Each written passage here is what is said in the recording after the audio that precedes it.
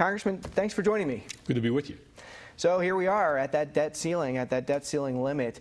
What do you think is going to happen over the next, I guess, 10 to 11 weeks? Do you think Congress can come to some kind of an agreement on this? I think where the American people are versus where the administration is are two completely different places. I was in a meeting with Secretary of the Treasury Geithner a week before last at some length to discuss the debt ceiling specifically. There's a group of us on the Ways and Means Committee who are going to have to originate the legislation that addresses this.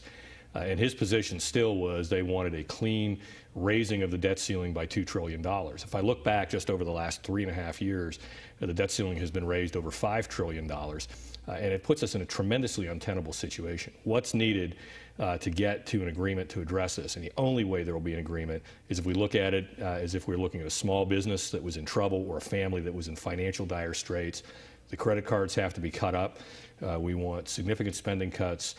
Serious commitments to entitlement reform that will be statutorily bound, and then any number of other issues could be on the table, from capping the debt at a percentage of GDP, capping the debt at statutory levels. I think one thing is necessary is supermajorities to increase spending over those caps, and that conversation will ensue. I just hope, for the sake of our full faith and credit financially, that the administration doesn't let this go out to brinksmanship at the 11th hour, because there could be consequences. Well, are you committed to voting to cut spending for every dollar that we would raise the debt ceiling, that $2 trillion for $2 trillion, essentially, as John Boehner, the House Speaker, I think if we put that in the context of a concrete plan, I think we definitely need to go there.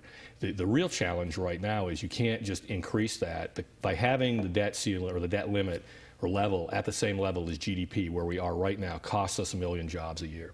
And ultimately, if we're going to provide an economic future for our children and grandchildren, we can't saddle them with a Japanese or Greek-like national debt.